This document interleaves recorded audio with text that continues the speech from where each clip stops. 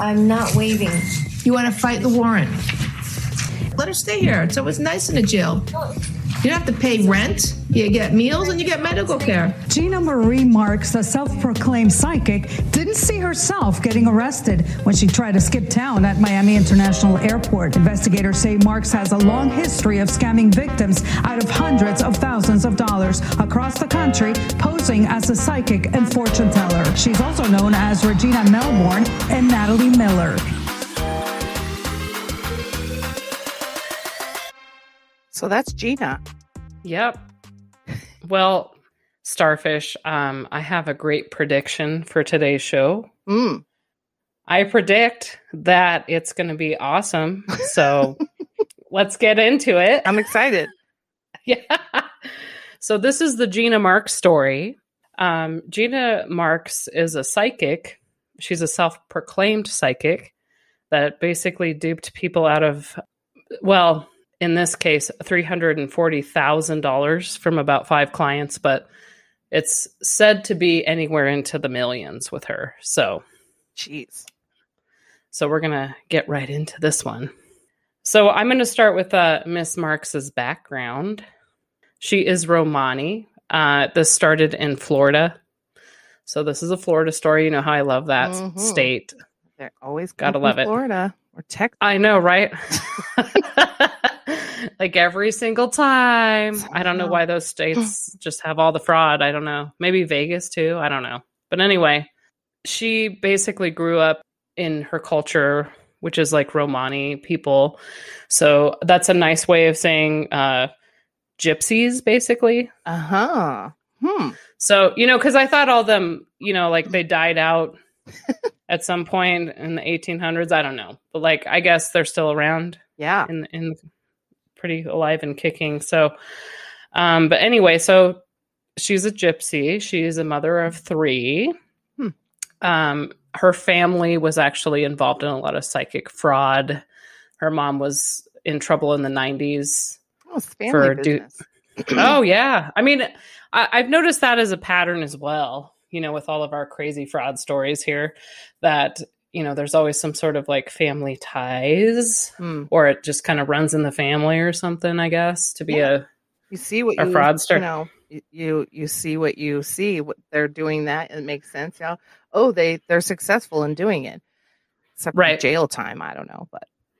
Right. Yeah. So she lived a lavish lifestyle, of course. And it is said to be that she's profited into like the millions with all of her victims. Now, her victims, unfortunately, are really hard to find because like a lot of them are so embarrassed by this. Right. You know, I mean, just because like we're talking like, you know, these aren't just your average Joes that just get duped off the street. This isn't like Joe the plumber or Bob the electrician. You know, these are like, you know, people that have doctorates, engineers, nurses. These are just like everybody, but like even, you know, people are always out there looking for answers, right? Yeah. I mean, I've called a psychic. I have too. I don't do it regularly, but right. You know, I know people who claim to be psychics. Right. It's not like, I mean, I think for the most part, we all know it's for fun. It's just to help you feel a little bit better. It's like a coach. It's like a mentor coach. I don't know, not a mentor, but maybe just like makes you feel better. I don't know, like reading a horoscope. Yeah, like, and some of them, it just feels like a therapy session, quite honestly, you know. I don't like to put the negative spin on that because I do think, you know, that there are people out there that, you know, some of them are fairly legitimate and, you know, they're not out there to like screw people over. Yeah. Or anything like that. They make it clear it's about. Yes. I have a little bit too about the sorts of laws that they can put into place to make it a little more safe, you know, kind of like, like prostitution, you know. Right. Oh, yeah. Right. Yeah.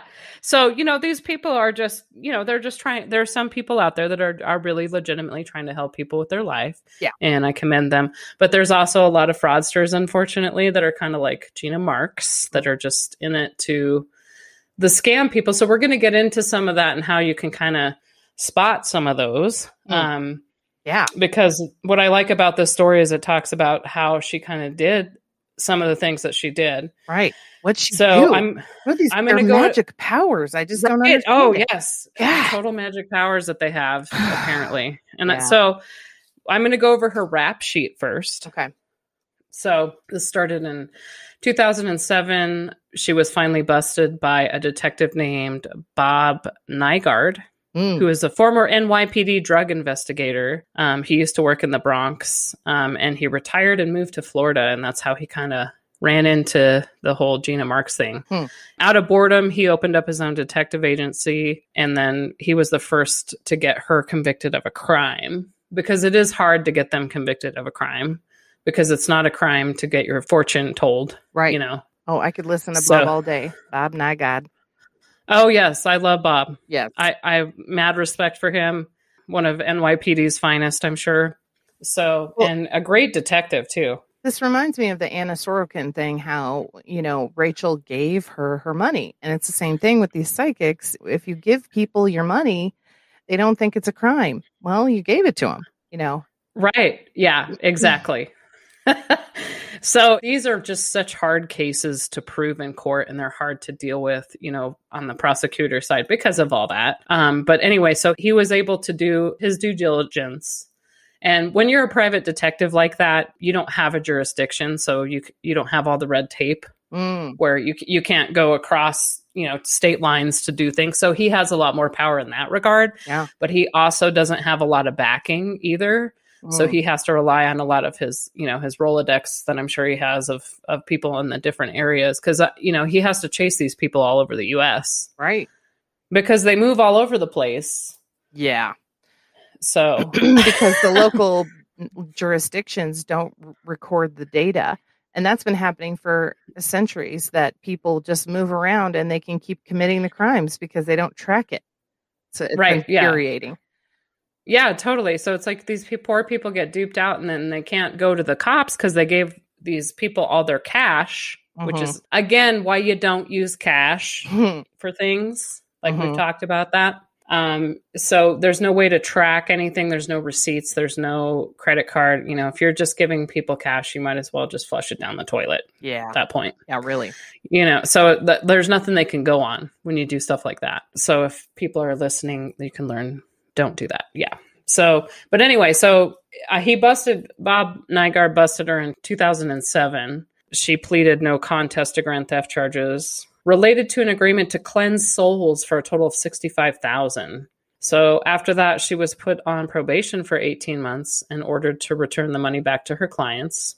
And then in 2009, she was arrested again for a similar crime. So, and like Bob Nygaard, since he did that, now they have a rap sheet on her, which is a good thing, because you want to go after these stupid people. So then in 2010, she was again arrested in Florida for defrauding, get this, over $300,000 on someone and violating probation. Then a month later, while she was still in the Broward County Jail, she was arraigned again on further fraud charges, which involved another victim who came forward due to the media exposure following her arrest. So at least some of the victims, kind of came forward to kind of get this lady, because she's obviously a danger to society, and how horrible to do this to people. But anyway, we'll get into more of her crap in a second. So on September 1st of 2010, she pled guilty to 2 counts of organized fraud. And in addition, she admitted to violating her probation. So at her sentencing, she had to hand over a $400,000 check to partially repay her former clients. And then she was paroled in June of 2011. And then she served 9 of her 18-month sentence and was sentenced to probation for 8 years. So then, because these people just can't stop. I mean, that's all they know, right? They just can't go get a job at Home Depot or something. They just have to keep doing this. So on April 2nd, 2014, in another case, she was sentenced to 10 years of probation. So it's like she just keeps moving all over, right? Like she's setting up shop here and there, she all over the place. I think she's been in California, Colorado.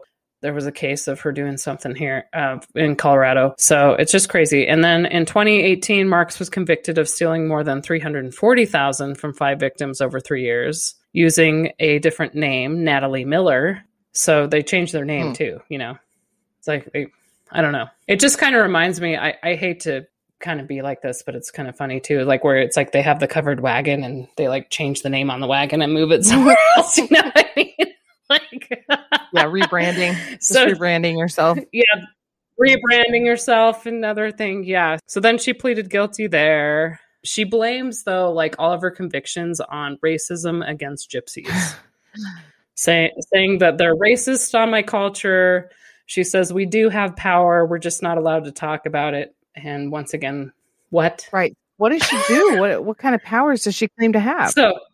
So that's where Bob Nygaard comes into play. So she kind of like she does this weird stuff where she speaks to her victims about generational curses, right? Like your whole generation has been cursed and you have this curse over you and I need to cleanse it from you. So she uses like these little hocus pocus, like black magic and love spells. She coaxed him into like bizarre rituals involving candles, clear dyes that turn red when applied to skin, rose petals, magnets linked on top of a massage table with necklaces hung over them to gauge energy levels. I mean, it's just like your classic weird, crazy crap, basically.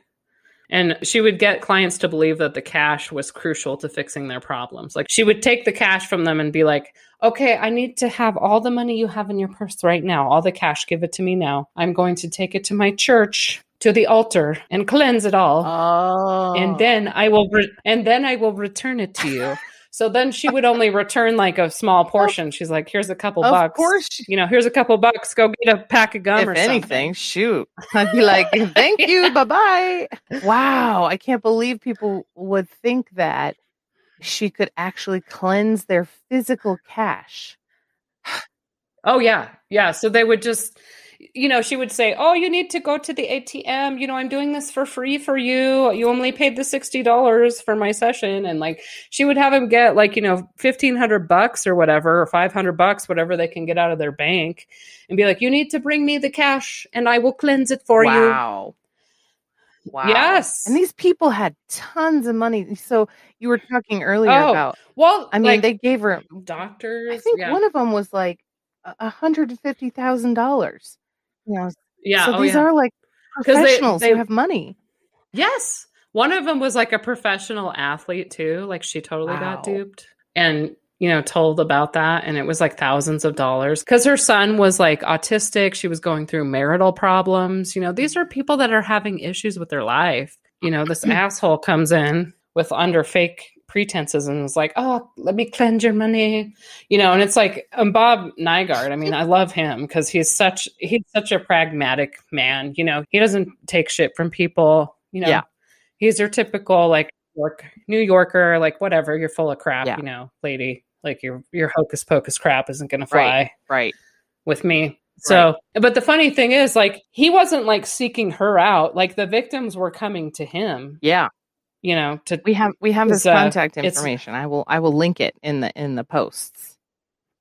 Yeah. So, if you guys are out there and you're getting frauded by some weird psychic that tells you that they're going to cast some spell to like end your curses, that's like the biggest dumb shit.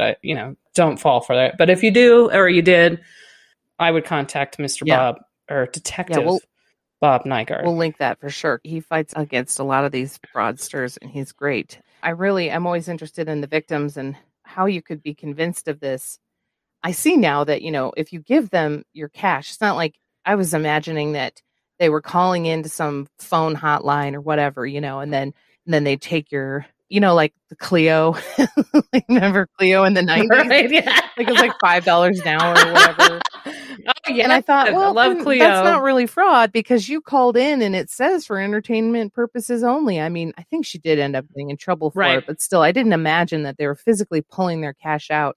So reading the stories of them and hearing, like one of them, she said after dating her boyfriend for 9 years, they broke up. He suddenly broke up with her. And that was like this impetus for her to start calling. And she felt alone. And that's another thing I imagine is that people, after they have a mate die or something like that, they just really need that comfort of knowing, oh, can you talk to them for me? Can you get them to come back to me? So this lady, Natalie performed a ritual to kind of help bring the boyfriend back, so it was like in that hour of desperation. Yeah. And Crazy. yeah. And actually, Nygaard even said, like, I have some of what he said. He's like, as far as the victims go, he's like, who's rational, when they learn their spouse has been cheating? Like, who's rational when they've been diagnosed with terminal cancer? And all the scammers need is just one victim a month.